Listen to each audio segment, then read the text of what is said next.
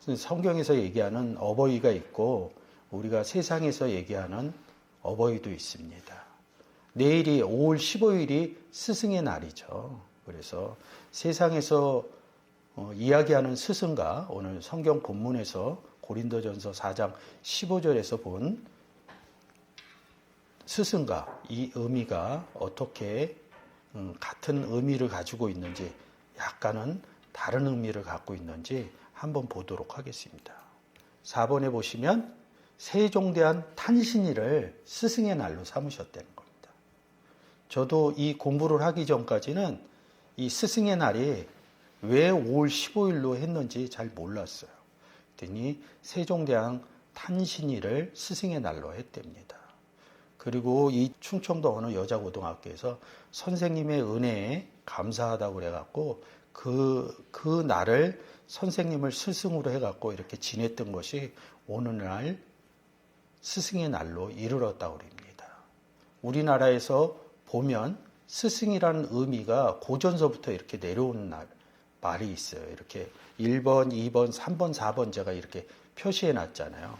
스승을 뭐라고 그러냐면 1번 이렇게 옛날 무당을 나타내는 말이었대요. 우리는 그냥 쓰죠. 기독교에서 그리면 무당 얘기가 들어가면 우리하고 좀 다르죠. 그러니까 사실은 스승의 의미를 잘 알아야 돼요. 스승이란 여기 보시면 여자 무당을 말한다는 겁니다. 그리고 또 박수무당 그러면 남자 무당이죠. 남자 무당도 있대요. 그걸 뭐라고 그랬냐면 남자 무당인 화랑. 신라시대 때 화랑 있죠. 화랑을 무당이라고 그랬다고 그럽니다. 그래서 주어지는 의미가 다른 거죠. 그래서 무하고 격, 옛날 무당을 무격이라고 그랬답니다. 그래서 무는 여자 무당을 얘기하는 거고 격은 남자 무당을 얘기한다 그럽니다. 최소한 이런 정도의 세상 상식을 가지고 있으면 좋을 것 같아요. 그래서 스승 이름인데 거기 승자가 들어가잖아요. 승자 그러면 불교의 스님을 얘기하겠죠. 우리가 사실은 중 이렇게 얘기하는데 뭐 신앙적으로 그렇게 생각하시면 안 되고 승이라고 또 얘기를 해줘야 됩니다. 그래서 불교의 스님을 스승이라고 그럽니다. 사승, 사님 이렇게 부른다고 그럽니다. 그러니까 이게 높여 부르는 말이라고 생각 안 하셔도 돼요. 그러니까 너무 중 이렇게 얘기 안 해도 돼요. 그러니까 요즘 사람들은 잘 모르니까 스승이란 뭐 사승 뭐 이런 걸 잘 모르니까 좀 높일 때 중님 이렇게 얘기하더라고요. 그런 것들이 좀 다르니까 뭐 그냥 그 의미에서 혹시 여러분들이 복음을 전하다가 불교에 계신 사승을 만나면 스승님 이러면 내 마음속에 그 사람을 스승으로 모시는 게 아니라 우리한테 스승은 예수 그리스도거든요. 좀 더 현실적으로 들어오면 우리에게 주어진 그런 문헌적인 스승은 성경하고 같습니다. 그 스승이 얘기한 내용들을 다 성경에다 써놨거든요. 그래서 스승의 그런 뜻을 안 되는 것은 성경을 보는 방법뿐이 없습니다. 그래서 불교의 중을 스승이라고 합니다. 그리고 또 고려 때 선생이라는 말을 썼대요. 과거 급제한 사람들한테 스승의 칭호를 주었다고 합니다. 세상에서 얘기하는 스승의 칭호죠. 그래서 이런 것들이 오늘날 내려와서 학교 선생님, 스승의 날, 스승의 은혜는 하늘보다 높다 이렇게 얘기를 합니다. 지금 이 성경에서 스승은 예수 그리스도라는데 예수 그리스도를 생각하면서 울컥하지는 않아요. 우리가 한 번쯤 생각해 봐야 됩니다. 여러분 스승의 은혜 할 때 감사함의 울컥함이거든요. 예수 그리스도가 스승으로 나오는데 우리는 예수 그리스도한테 울컥하냐 이거죠. 그 울컥하는 은혜가 뭐냐면 구원의 은혜예요. 나를 우리가 언제 죄졌습니까? 근데 예수 그리스도를 믿지 않으면 죄인이다 이럽니다. 세상 입장에서 보면 굉장히 불공평한 일이에요. 근데 예수 그리스도를 영접한 사람 입장에서 보면 당연한 일입니다. 어떤 생각? 네, 우리가 죄인 가운데 의인으로 만들어진 구원자로 만들어진 은혜가 스승이신 예수 그리스도의 은혜라는 거죠. 저는 예수 그리스도 영접하고 이제 방언했을 때, 그리고 교회 나오기 시작했을 때 저는 그래도 좀 엄청 울었어요. 왜 이렇게 울었는지 모르겠어요. 그냥 뭐 살아온 세월과 이런 것들이 겹쳐지고 내가 이렇게 성스러운 교회에 와도 되는지 해서 그냥 뭐 말만 시키면 울었어. 그때가 40대 초반이었습니다. 예수 그리스도를 영접했을 때. 그 개척 예배 할 때 오셔서 축사한 여자 목사님인데 그분이 저희 가정을 잘 돌봐줬어요. 그래서 그분을 대접하느라고 몇 마디 했는데 거기서 울기 시작하는 거야. 창피한지도 모르고. 지금 좀 창피할 것 같아. 근데 그때 굉장히 울었던 기억이 있어요. 그게 구원의 감격의 은혜라고 저는 생각합니다. 그리고 초신자 때 많이 운 것 같아요. 그래서 그런 마음을 지금도 어린 자의 마음처럼 우리가 세상에서도 초등학교 때 울었던 것처럼 우리가 그리스도 안에 들어가면 어린아이에서부터 시작하니까 그런 마음이 주어지면 좋겠죠. 또 그런 순수한 마음이 있고 그래야 주의 일을 감당하기도 쉽습니다. 주의 일은 세상 일은 하면 금전적인 페이 부분으로 돌아와요. 내가 하거나 나의 기쁨으로. 근데 주의 일은 절대 돈으로 오지 않습니다. 금전으로. 은혜로 온다고 그러죠. 그래서 많은 신앙생활을 먼저 하신 분들이 무슨 일을 할 때 많은 얘기들이 있어요. 그랬을 때 저 교회 처음 다녔을 때 나이 많은 권사님들이 이렇게 얘기하셔요. 은혜 가운데 하세요. 은혜 가운데 하세요. 이게 주의 일이라는 거죠. 그것을 은혜 가운데 하세요. 이렇게 얘기를 한 겁니다. 그때는 그걸 잘 몰랐죠. 근데 그 권사님처럼 신앙생활을 오래 하고 말씀도 알게 되니까 아, 주의 일은 은혜 가운데 해야 되구나. 제가 그렇게 감격의 은혜로 눈물을 많이 흘리고 그랬는데 주의 일을 참 열심히 했어요. 뭐 가끔 얘기하지만 새벽 예배 나가서 새벽 기도하고 주일날 아침에 4시에 일어납니다. 성도 시절에 일어나서 새벽 예배 나가고 5시에 시작합니다. 끝나면 6시에 새벽 예배 끝나면 통성 기도를 시키면 가실 분도 가시고 기도하실 분들 기도하시는데 7시가 일부 예배예요. 그러면 그때까지 기도 쭉 하고 앉아 있었던 거예요. 그러면 한 6시 50분 되고 그러면서 일부 예배 드리려고 성도들이 와요. 그럼 예배 드리고 담당 전도사한테 기도 받으러 갑니다. 그래서 기도 받고 저 같은 경우는 이제 봉사처로 가는데 저의 봉사처는 장애인 교회였어요. 장애인이 한 400명 있던 교회인데 장애인들을 섬겼어요. 그리고 이제 어린이 장애인도 있고 나이 드신 장애인도 있고 이제 눈이 안 보이시는 그런 장애인도 있고 한 3파트가 있었어요. 그래서 거기에서 봉사 활동을 하면 한 4시쯤 끝나요. 4시쯤 끝나는데 7시, 8시까지 그 봉사처를 일하고 갑니다. 보통 담당 전도사나 거기는 한 7시 되면 퇴근해요. 근데 나는 너무 일하고 싶어갖고 9시, 10시까지 보통 일하고 왔어요. 그것을 한 4년을 하니까 너무 힘들더라고. 뭐 주일날만 한 게 아니라 그 정도 열심히 했으면 평일날 가서도 했겠죠. 그래서 너무 힘들었어요. 그러니까 이제 이게 익숙해지니까 힘든 거야. 아, 이게 주의 길이 아닌가 보다 힘드니까. 그래서 그때 이제 교회를 떠나려고 그랬는데 어느 날 성경 한 구절을 본 거예요. 진리가 너희를 자유케 하리라 이렇게 말씀하시더라고요. 그 성경 구절이 본 거야. 그래서 진리가 뭔가 그래서 그 내용을 알게 된 겁니다. 그래서 그때서부터 성경 공부를 하기 시작했어요. 통독을 하기 시작했어요. 통독하고 말씀 가르쳐 주는 곳이면 정말 물불 아니고 쫓아다닌 것 같아요. 그래서 말씀이 깨달아지면서 아, 은혜 가운데 하는구나. 내 힘으로 하는 게 아니라 내 안에 계신 아버지의 능력으로 하는구나. 그랬더니 그 다음부터 좀 쉬워지더라고요. 그래서 제가 우리 성도들한테 하신 말씀이 너무 애쓰지 마십시오. 은혜 가운데 하셨으면 좋겠습니다. 이런 이유들이 그러면 은혜 가운데 하시려면 아버지가 누구고 예수 그리스도가 누군지 제가 성경을 통해서 좀 알아지셔야지 이렇게 힘든 가운데도 있어도 내 안에서 아버지가 역사하시는구나. 내가 힘들어서 이렇게 지칠 때 아버지가 나를 다시 일으켜 주시는구나. 이런 은혜도 깨닫게 됩니다. 한 번 더 말씀드리지만 교회 일은 은혜 가운데 하셨으면 좋겠습니다. 그리고 언제든지 하시다가 힘들면 얘기하시고 기도하시고 말씀 가운데 일 그대로 내려놓으시고요. 내가 이 일 안 하면 할 사람이 없다 이렇게 부담 갖지 마세요. 아버지께서 이 교회는 운영해 가십니다. 기쁨으로 하시면 좋겠습니다. 이번 주에 제가 신방을 하죠. 어느 부분이 그러더라고요. 교회를 하는 건 하나도 안 피곤하다. 제가 은혜 받고 왔습니다.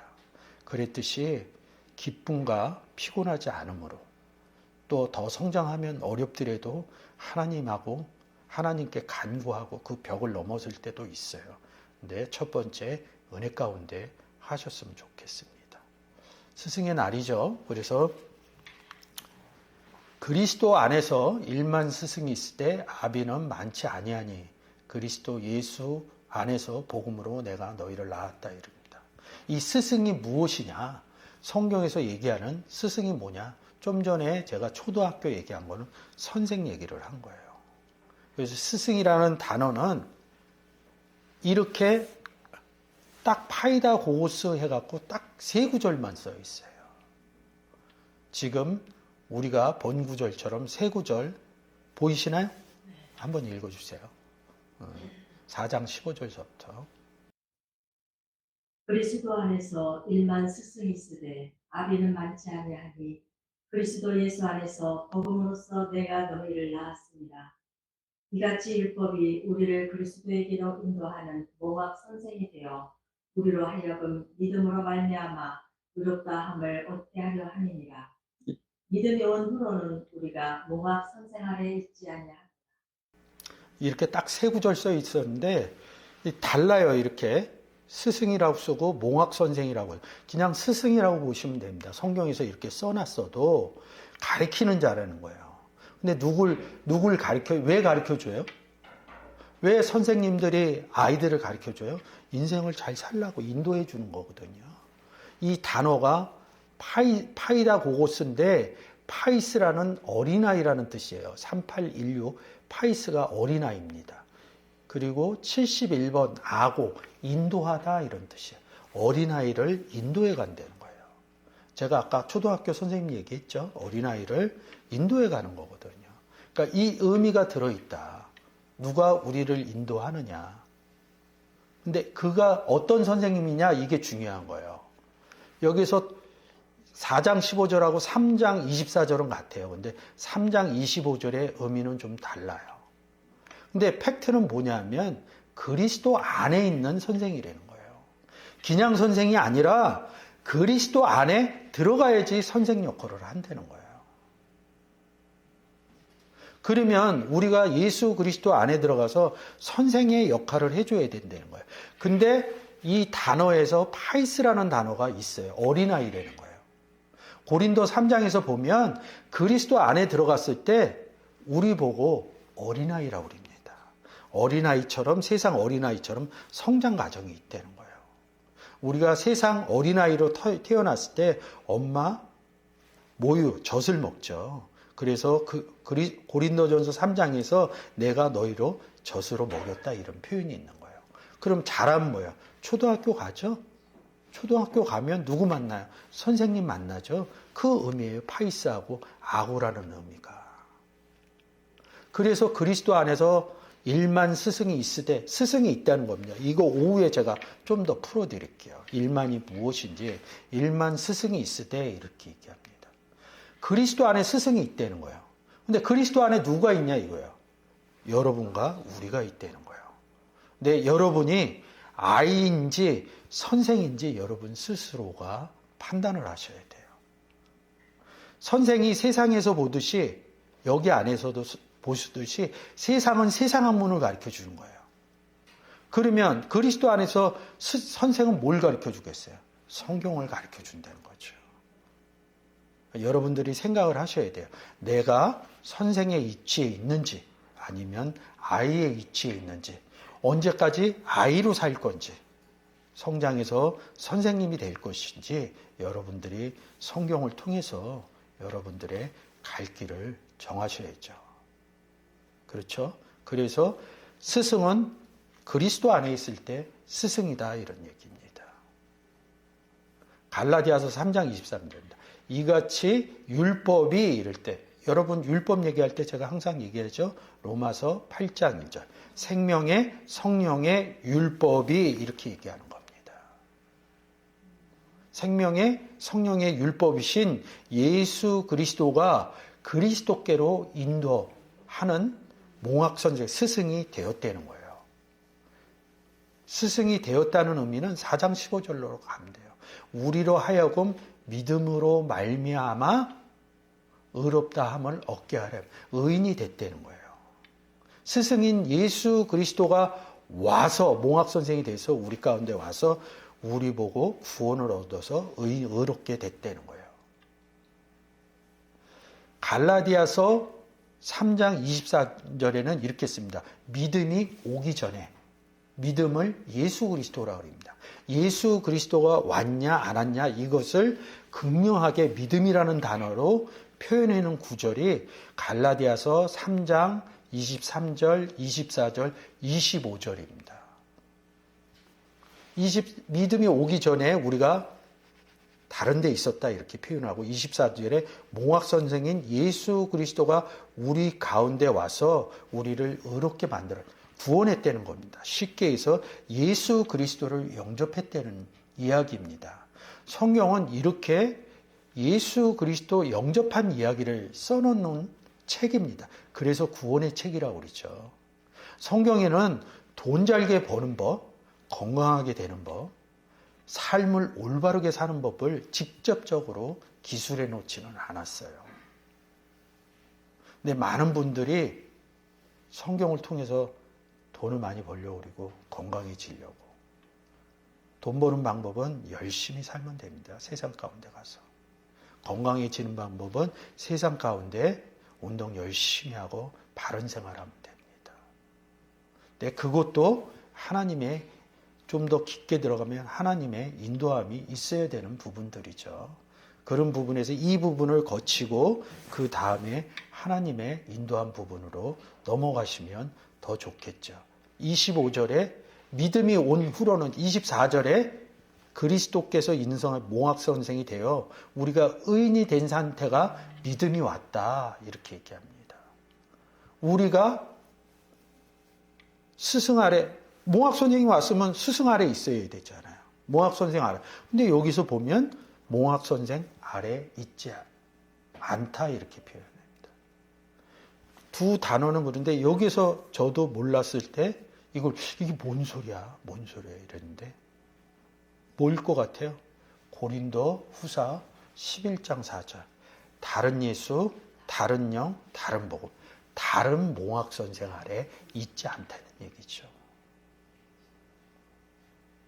성경에 다른이라는 부분을 생각해내지 못하면 갈라디아서 3장 25절을 같은 24절의 몽학선생과 고린도전서 4장 15절의 스승과 같이 본다는 거죠. 갈라디아서 3장 25절은 다른 몽학선생이라는 거죠. 다른 스승이라는 거죠.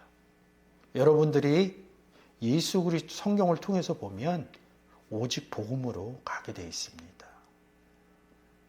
어떤 성경하고 다르게 얘기하는 부분으로 가지 않아요.